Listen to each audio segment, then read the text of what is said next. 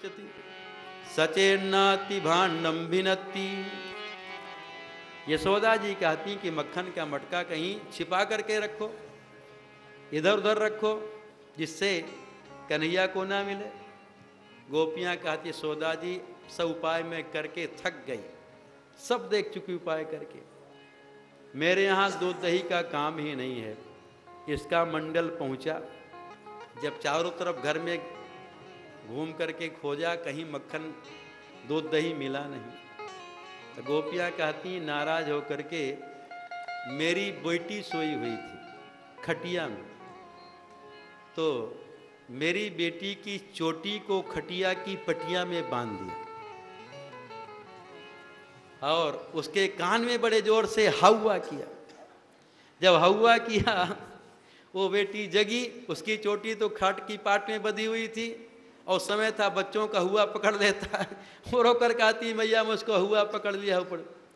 खटिया में चोटिया बधाए गयोरी, चित्त चोर मेरो दहिया खाए गयोरी, चित्त चोर मेरो दहिया खाए गयो रे, चोर मेरो दहिया खाए गयो रे, चित्त चोर मेरो दहिया खाए गयोरी, चित्त चोर मेरो दहिया खाए गयोरी, चित्त चोर मेरो दहिया खाए गयो रे, चित्त चोर मेरो दहिया खाए गयो रे, खाए गयो खाए गयो खाए गयोरी, खाए गयो खाए गयो खाए गयो रे, खाए गयो खाए गयो खाए गयोरी, खाए गयो खाए गयो खाए गयो रे, चित्त चोर मेरो दहिया खाए गयो रे, चित्त चोर मेरो दहिया खाए गयो रे, चित्त चोर मेरो दहिया खाए गयो रे, चित्त चोर मेरो दहिया खाए गयो रे, कछु खायो कछु नीचे गिरायो, कछु खायो कछु नीचे गिरायो, कछु खायो कछु नीचे गिरायो, कछु खायो कछु नीचे गिरायो, कछु बंदर को खवाए गयोरी, चित्त चोर मेरो दहिया खाए गयोरी, कछु बंदर को खवाए गयो रे, चित्त चोर मेरो दहिया खाए गयो रे, चोर मेरो दहिया खाए गयोरी, चित्त चोर मेरो दहिया खाए गयोरी, चित्त चोर मेरो दहिया खाए गयो रे, चित्त चोर मेरो दहिया खाए गयो रे, सोती अकेली जान के मोहन, सोती अकेली जान के मोहन, सोती अकेली जान के मोहन, सोती अकेली जान के मोहन, खटिया में चुटिया बधाए गयो रे, चित्त चोर मेरो दहिया खाए गयो रे, छटिया में छटिया बधाए गयो रे, चित्त चोर मेरो दहिया खाए गयो रे, चित्त चोर मेरो दहिया खाए गयो रे, चित्त चोर मेरो दहिया खाए गयो रे, चित्त चोर मेरो दहिया खाए गयो रे, चित्त चोर मेरो दहिया खाए गयो रे। यशोदा जी कहती हैं कहीं ऊपर टांग करके रखो, इसको मिले नहीं। गोपियाँ कहती भी मैं करके देख चुकी, मक्खन का मटका ऊपर टांग दिया उलूखल में, ऊपर जब टांग दिया इसका मंडल पहुंचा, देखा आज तो मटका ऊपर टंगा हुआ है। गोपियाँ कहती बड़ा चतुर है यशोदा जी है, आपके सामने बड़ा शांत रहता है। पीढ़ा लाया, पीढ़ा के ऊपर एक बालक को घोड़ा बना करके खड़ दिया, फिर दूसरे को चढ़ा दिया, अपने चढ़ करके मक्खन का मटका उतार लिया। हस्ताग्राहे रचयति विधिम पीठ को लोखलाद्ययी छिद्रम ह्यंतर नियुति बहुन शिक्य भाण्डेषु तद्वित् ध्वान्तागार धृतमणिगणं स्वांगमर्थ प्रदीपम काले गोप्यो यर्हि गृहकृत्य सुसुभ्यग्र चित्ता। गोपियां कहती हैं ए बालकों को ऊपर चढ़ करके मटका निकाल लेता। यशोदा जी का इतना ऊपर रखो जिससे बालकों के ऊपर चढ़ने के बाद भी ना मिले। एक गोपी कहती है मैं ऊपर मटका टांग दिया जिससे ना मिले। इसका मंडल आया देखा, आए तो बहुत ऊपर मटका टंगा हुआ है। तो गोपियां कहती है यशोदा जी बड़ा चतुर है। गया लंबा सा बांस लाया राम जी, अब बांस ला करके नीचे से मटके में मारा, मटके में छिद्र हो गया, उसका मक्खन नीचे गिरा, अपना मुंह फाड़ के खड़ा हो गया और सब बालकों को खिला दिया। यशोदा जी कहती कि अंधेरे में रखो जिससे दिखाई ना पड़े। गोपियां कहती है यशोदा जी अंधेरे में जब मक्खन का मटका रखी, इसको आप जो आभूषण पहनाई हैं मणियों का, इससे प्रकाश होता है, इसको दिखाई पड़ जाता है। मणियों से प्रकाश नहीं होता, भगवान से ही प्रकाश निकलता है। मणि में प्रकाश नहीं है। जहां कहीं प्रकाश है वो सब भगवान का ही प्रकाश है। चाहे भगवान सूर्य में प्रकाश हो, चाहे चंद्रमा में प्रकाश हो, चाहे हैलोजन का प्रकाश हो, चाहे जुगनू का प्रकाश हो, जहाँ कहीं प्रकाश है सब भगवान का ही प्रकाश है। जगत प्रकाश्य प्रकाशक रामो मायाधीश ज्ञान गुण धामो। तो जहाँ कहीं प्रकाश है भगवान का ही प्रकाश, भगवान के शरीर से प्रकाश निकलता है। जो भगवान को हम श्रृंगार करते हैं उस श्रृंगार से भगवान सुंदर थोड़ी होते हैं, वो आभूषण की शोभा बढ़ जाती, भगवान तो स्वयं सुंदर है।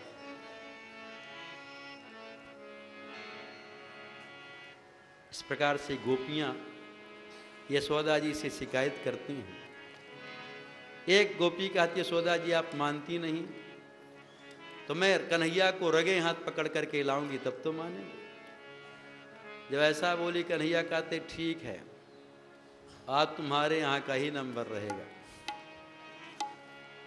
तो गोपी अपने घर में आई, दूध दही का मटका छिपा दिया, अपने छिप के खड़ी हो गई। कन्हैया का मंडल पहुंचा, कन्हैया मक्खन का मटका लेकर के सखाओं को खिलाने लगे।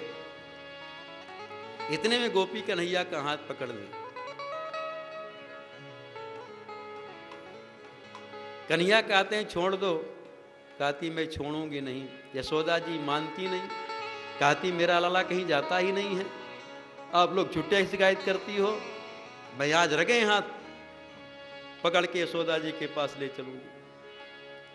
उनके मंडल में, कन्हैया के मंडल में उस गोपी का भी बेटा था। जा रही थी गोपी हिमान में फूल करके, भगवान का हाथ पकड़ करके लेके जा रही थी। उधर से उसका जेठ आ रहा था, देख करके घूंघट काढ़ी। कन्हैया कहते मेरा हाथ दर्द करा, दूसरा हाथ पकड़ लो।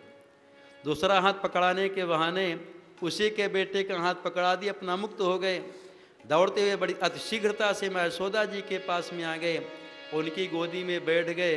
अब बैठ करके मीठी मीठी बातें करते कहते मैया मैं कहीं नहीं जाता, ये सब गोपियाँ झूठे कहती हैं।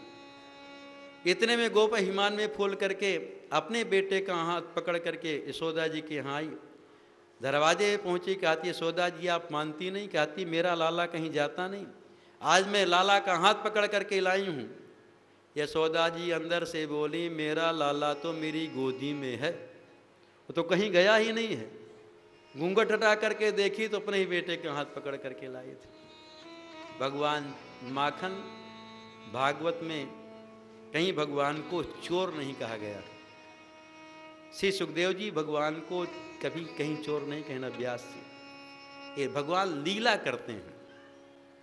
सब गोपियां चाहती हैं मेरे यहाँ श्याम सुंदर आमे।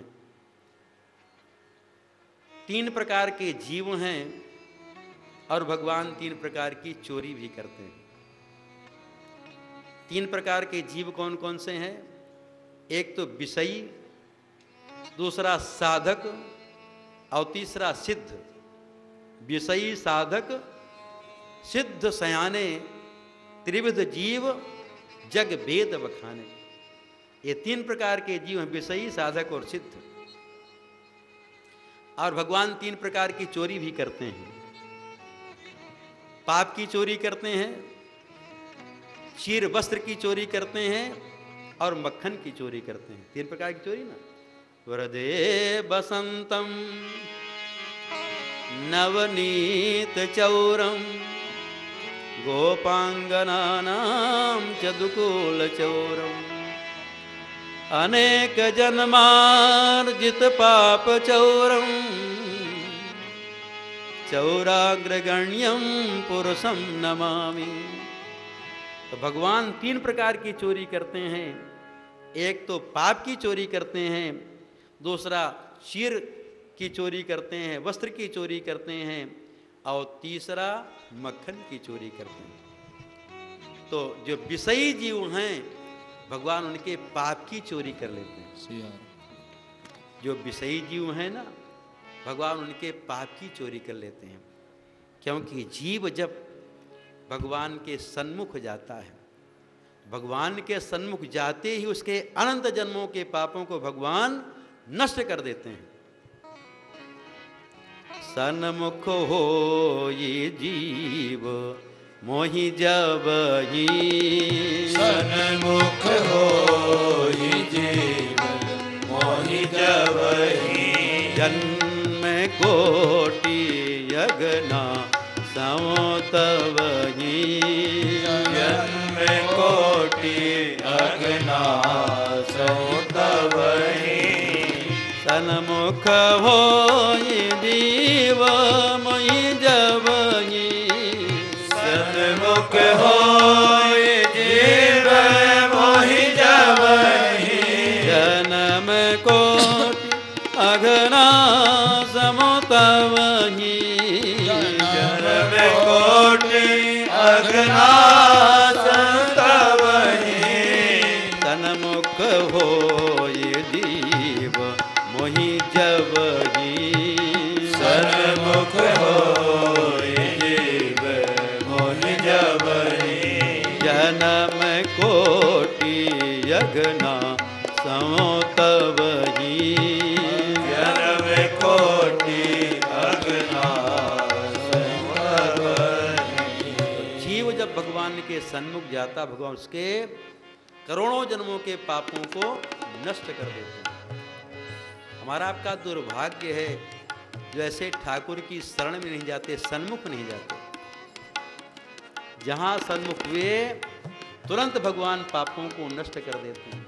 तो भगवान पाप की चोरी करते हैं, दूसरा वस्त्र की चोरी करते हैं। जो साधक हैं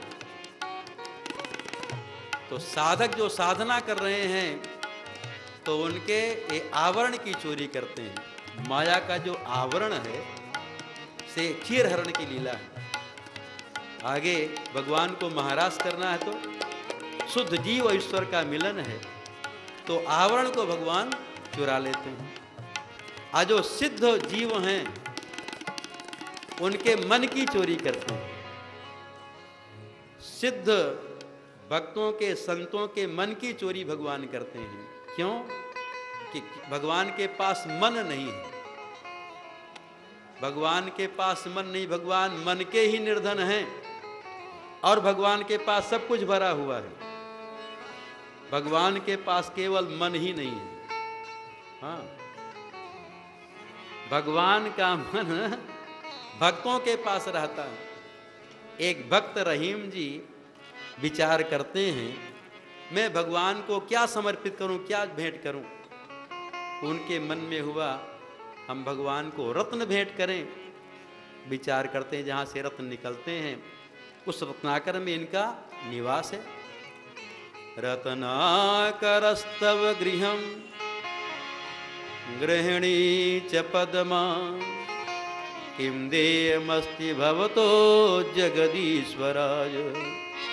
आविर्भाम नयने हृतमानसाज दत्तम मनो यदुपते कृपया गृहाणु। तो रहीम जी विचार करते हैं इनके पास तो रत्न ही भरा हुआ है, इनको हम धन दें जिससे भगवान प्रसन्न हो जाएं। तो उनके मन में आया कि जो धन की अधिष्ठात्री देवी लक्ष्मी जी हैं इनके बाएं भाग में विराजमान है, तो भगवान को धन से ही प्रसन्नता नहीं होगी। कोई वस्तु हमारे पास नहीं है, मिल जाए तो प्रसन्न हो जाएंगे, और भरा है सब कुछ, मिले तो आप प्रसन्नता नहीं होगी। तो रहीम जी विचार करते हैं भगवान के पास में रत्न भी भरा हुआ है और धन भी भरा हुआ है, तो हम कौन सी वस्तु जिससे भगवान प्रसन्न हो जाएं।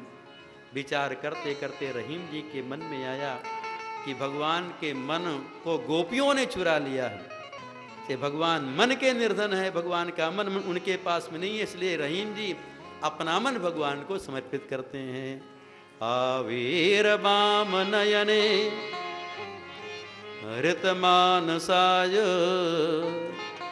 दत्तम मनो यदुपते कृपया गृहाणु। यही बात रामायण में गोस्वामी तुलसीदास जी बोले हैं। तत्व प्रेम कर मम अरु तोरा, तत्व प्रेम मम अरु तोरा, जानत प्रिया एक मन मोरा, तत्व प्रिया मन मोरा, सो मन सदा राहत तोहि पाहि, जाने प्रीत रस जतन माहि, सो मन सदा राहत तोहि पाहि, जान प्रीत रस इतन माहि, सो मन सदा राहत तोहि पाहि, जाने प्रीत